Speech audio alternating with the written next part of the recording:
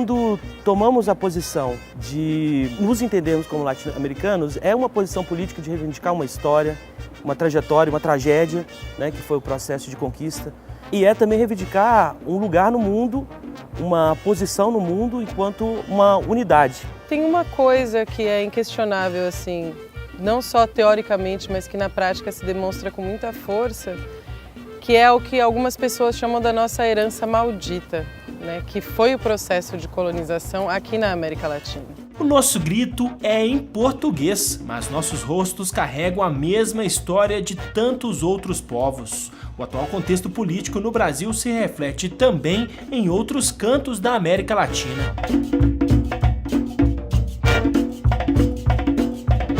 A gente continua sofrendo novas formas de colonialismo, né? O golpe de Estado que acontece, que continua acontecendo no Brasil, né, passo a passo, né, esse golpe de Estado ele vem mais uma vez, como em outros momentos da história do Brasil e outros momentos da história da América Latina, vem mais uma vez entregar nossas riquezas.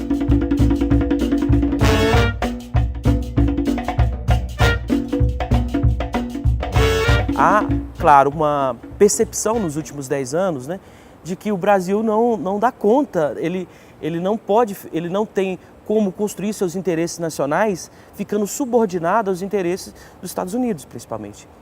Não tem como, é uma inviabilidade. E essa percepção levou tanto o corpo diplomático, como a intelectualidade do Estado, inclusive os governos, né, que nós tivemos no último período, antes desse golpe, de ter uma percepção, não, temos de construir mecanismos para aproximar o Brasil da América Latina, criar relações internacionais um pouco mais igualitárias, criar redes de colaboração, de solidariedade em diferentes níveis, no nível da tecnologia, no nível da economia, da cultura, da defesa.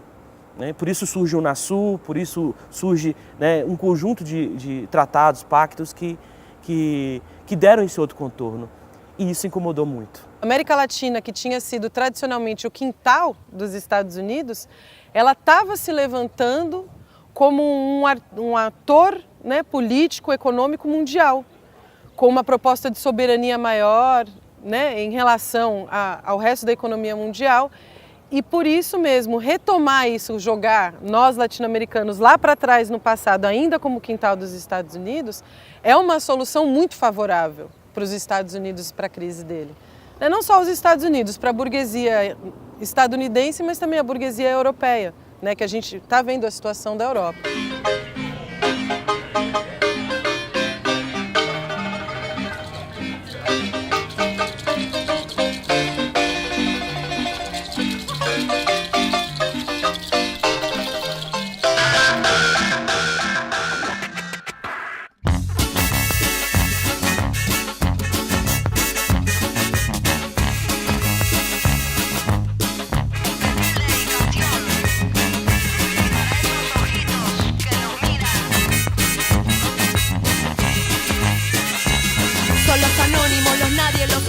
Los mal vestidos, los que de vez en cuando te duelen y luego dejas en frío, los nunca tenidos en cuenta, los que no cierran en tu cuenta y aunque no quieras darte cuenta. Como um latino-americano enxergava o seu futuro antes dessa onda de governos progressistas? Todos nós falamos, nosso futuro vai ser bem pior do que o dos nossos pais.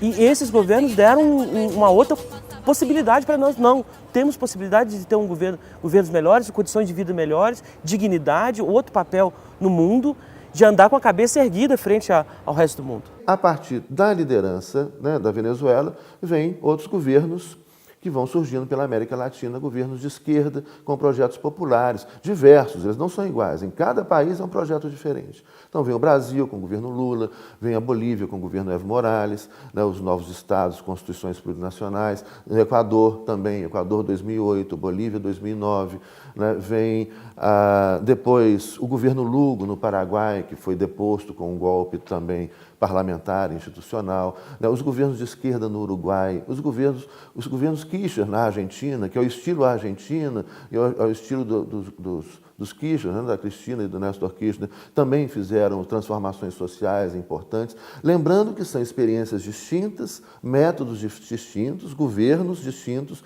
mas que promoveram uma integração da América Latina.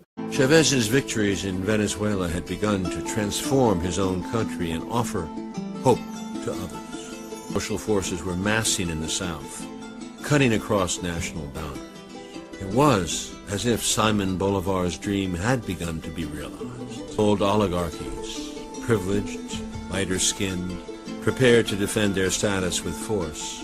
And the new social movements, indigenous, skinned mixtures, and above all, poor. Esses governos progressistas são o seguinte, eles podem ser explicados por essa barbarização, uma resposta humanitária, uma resposta progressista à barbarização que o neoliberalismo fez na América Latina. Um golpe daquelas dimensões, daquela maneira que foi implementado nas décadas de 60 e 70, nunca poderia ser levado a cabo no Brasil hoje, principalmente com o papel de destaque internacional que o Brasil tinha, né? Ainda tem, relativamente, né, econômica e politicamente, mas que estava vindo crescendo e que tinha muito forte, né, na conjuntura, no contexto internacional. Então é necessário ter um golpe um pouco diferente, né? Um golpe que não pareça um golpe, né? Um golpe legal, né? Juridicamente aceito, né? Um golpe que não é feito com as armas, com a repressão do exército. Es un retroceso para todos los países de Latinoamérica, ¿no? Que esté pasando en Brasil lo mismo que está pasando en Argentina de otra forma, ¿no? Pero una avanzada neoliberal, una avanzada contra los derechos populares, digamos, una avanzada contra todas las conquistas de los últimos 20 años. Nos parece que ese retroceso es muy importante y nos afecta a las mujeres muchísimo, digamos, porque todo lo que hemos conseguido las mujeres en estos últimos años fue muy importante y en ese sentido creemos importante pronunciarnos, ¿no? Por lo menos qué es lo que podemos hacer desde acá, decir no al golpe y bueno, sentar una postura frente a eso.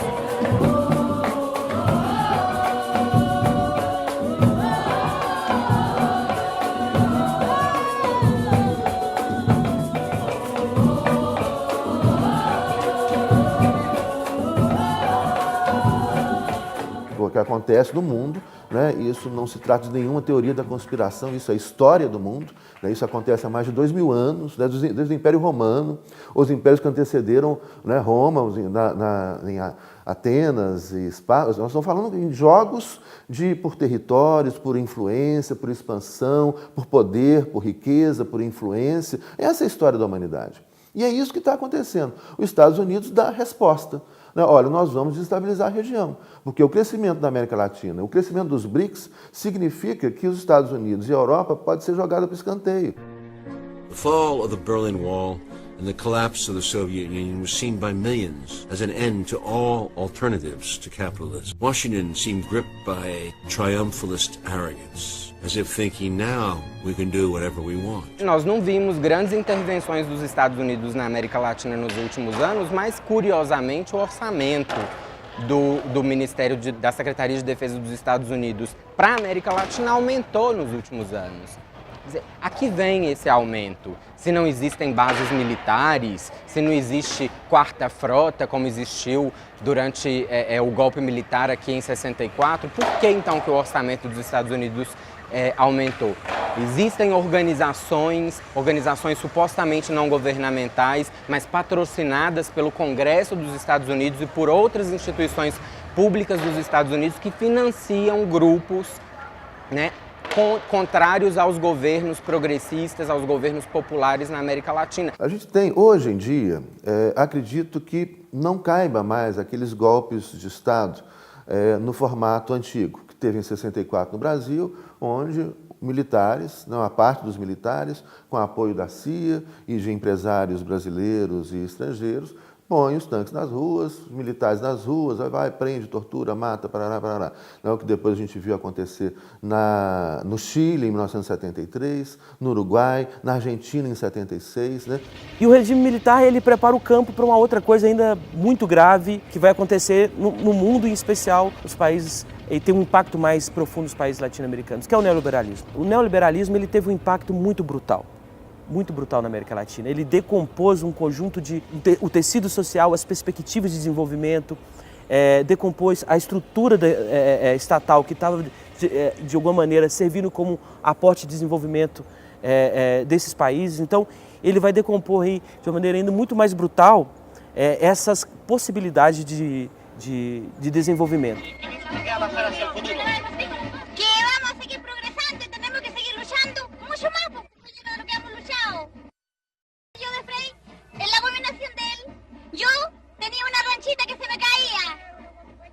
Corrí el agua por dentro.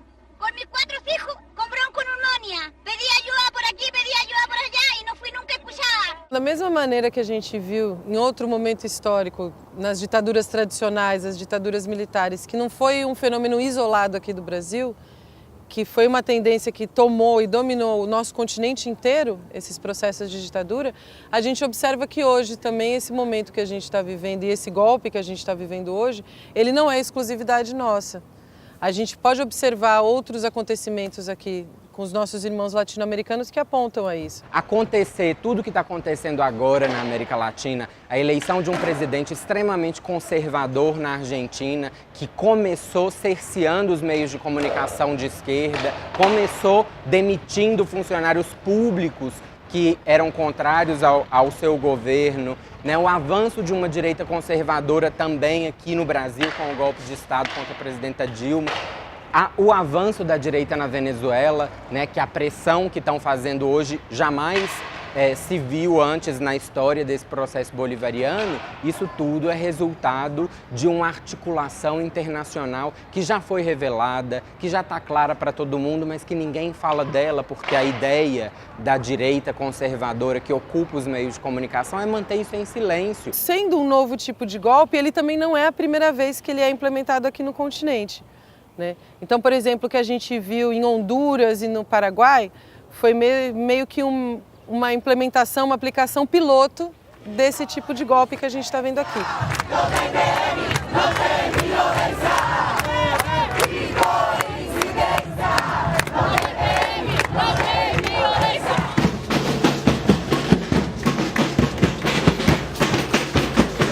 Quando a gente começa a conquistar mais coisas, quando a gente começa a ter um maior sentimento de pertencimento no nosso próprio continente, né? Logo, a repressão não admite essas pequenas conquistas. O mínimo que a gente já cresce é imperdoável, né? E a gente vê sempre a repressão vindo com tudo.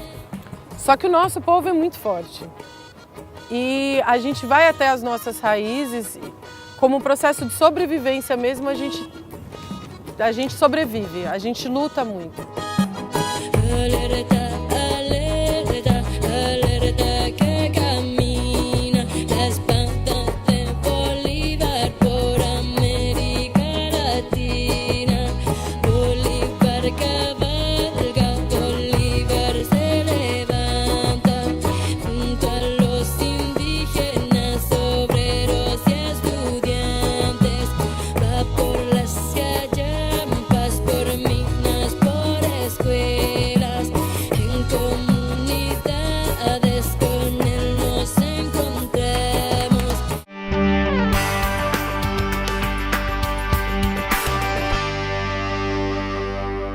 Por aquí pasó, compadre, hacia aquellos montes lejos. Mire el rastro en la paja, míreselo, compañero, como las claras garúas en el terronal reseco. Impossível pensar o atual contexto da América Latina sem refletir sobre o papel do ex-presidente Hugo Chávez e do povo venezuelano. En el junco,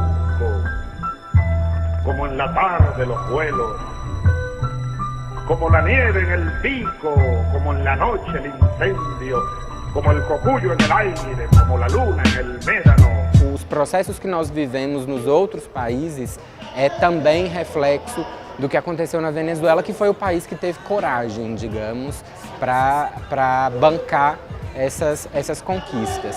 E aí vem o Chávez, como essa liderança dentro do processo venezuelano, né? Aquela figura que tinha tudo para dar errado, porque era militar, porque o movimento popular no país era um movimento muito incipiente, naquele momento ainda não tinha toda a força do mundo para sustentar um governo revolucionário, E tanto é que nos primeiros anos de governo não se propunha a ser um governo revolucionário socialista, né? Era um governo acusado, inclusive, por grande parte da esquerda latino-americana como mero reformista, e pouco a pouco isso foi ficando mais claro, digamos assim, né? A que veio o Chávez naquele processo, apesar de militar, um homem do povo. O Chávez vem com essa promessa, com essa convicção de que era possível a gente resistir ao neoliberalismo, era possível a gente criar uma estratégia nova de desenvolvimento, era possível ter um discurso que ao mesmo tempo reivindicava a nação, a pátria para esse povo e retomar a dignidade,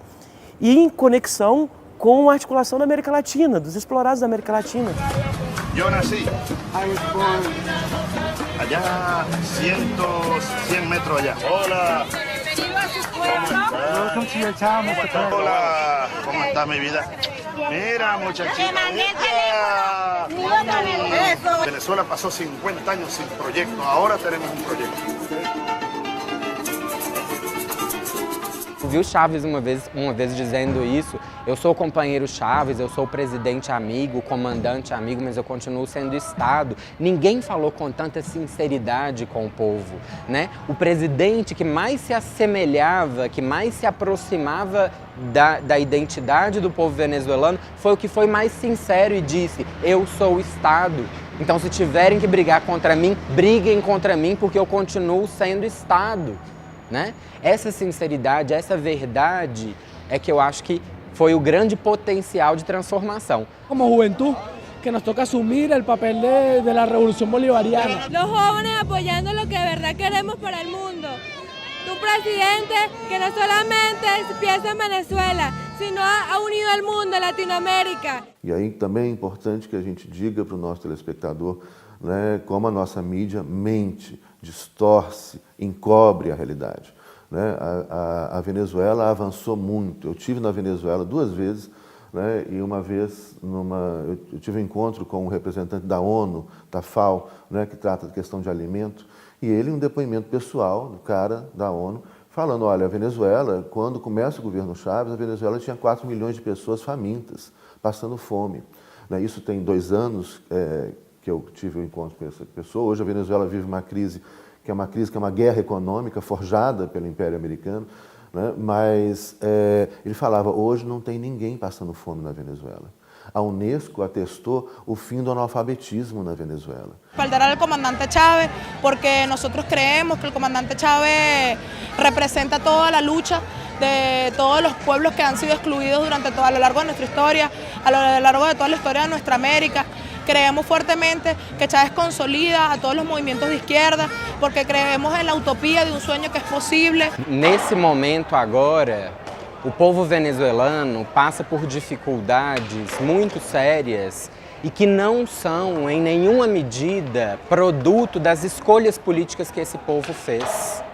Pelo contrário, a escolha política que o povo venezuelano fez foi transformar a matriz econômica, a matriz produtiva do país, produzir alimento de qualidade que abasteça o país, melhorou muitíssimo a produção de alimentos no país, mas ainda assim há uma ofensiva da direita conservadora, pró-imperialista na Venezuela. A gente vê, por exemplo, o processo que a Venezuela vive hoje, que é um estado de golpe mesmo, que vem muito tempo, né? Essas tentativas de golpe sucessivas, inclusive do estilo antigo, né? De golpe militar, mas que com a saída do Chávez e, digamos, um certo enfraquecimento das lutas populares que tinham referência nele, a gente vê o acirramento dessa tentativa de golpe. E como no Brasil ela vem em 3 frentes: a frente midiática, né? A frente econômica, né? E também a questão da violência.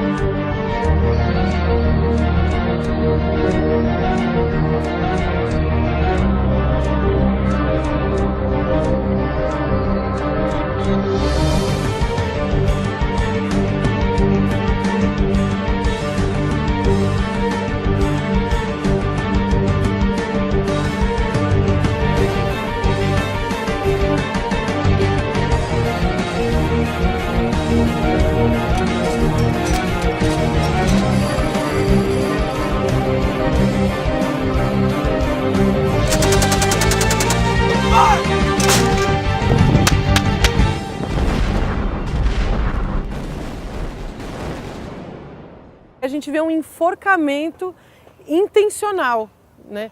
Eles pegam as pessoas pelo estômago, pelo desespero, né? Na Venezuela isso é muito claro, porque é um país que depende muito da importação, então eles produzem pouco para sua autossuficiência e a gente vê a restrição da distribuição dos produtos. Não é que na Venezuela não haja comida, não tenha comida para as pessoas comprarem, como os meios de comunicação tentam passar. Na verdade, hoje a gente encontra tudo para comprar, só que fora do preço regularizado, a preços altíssimos. Então a grande maioria da população não tem como consumir esses produtos, incluindo produtos da cesta básica.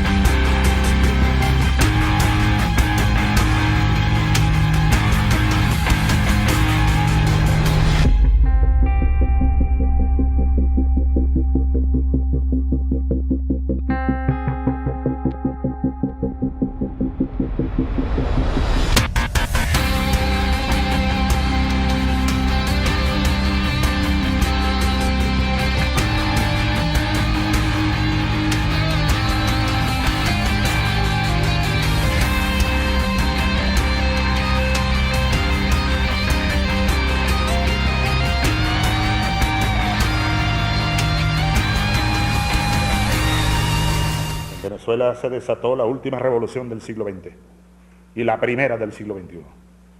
Revolución que, ¿quién no puede dudar?, ha tenido cuantos impactos en la América Latina, en el Caribe y más allá, y seguirá teniendo impacto. Da mesma maneira que eles aproveitam roteiros, eles reciclam os golpes, etc. e tal, na nossa luta e na nossa resistência também. Nós somos um povo gigantescamente criativo, né, com diversos recursos para se apoiar e se aproveitar. Então, quando a gente vê, por exemplo, a resistência e a luta do povo venezuelano, que tem anos barrando um golpe anunciado, que já foi tentado, etc., eu acho que para nós é um exemplo, tentar entender o que acontece na Venezuela, mas tentar também se nutrir um pouco do que é o povo venezuelano em sua luta. Eu acho que isso para nós é uma referência hoje.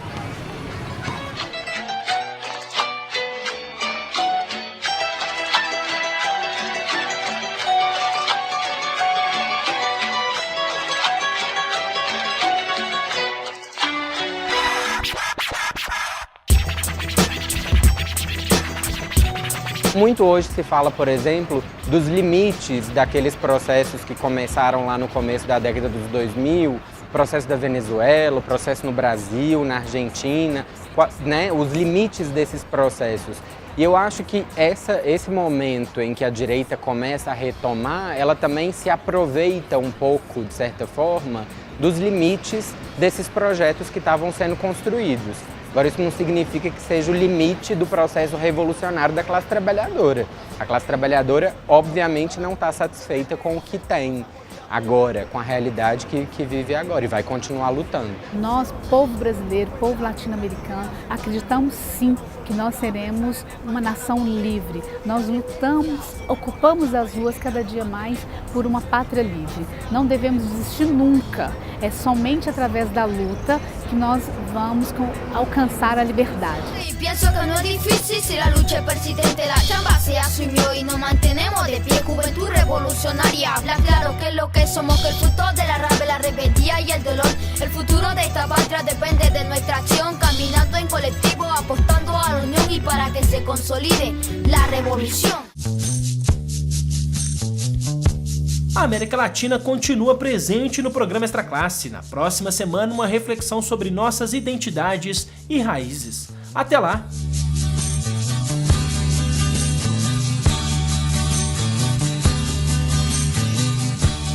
Jurei mentiras e sigo sozinho. Assumo os pecados. Os ventos do norte não movem moinho. E o que me resta é só um gemido. vida, meus mortos, meus caminhos tortos, meu sangue latino.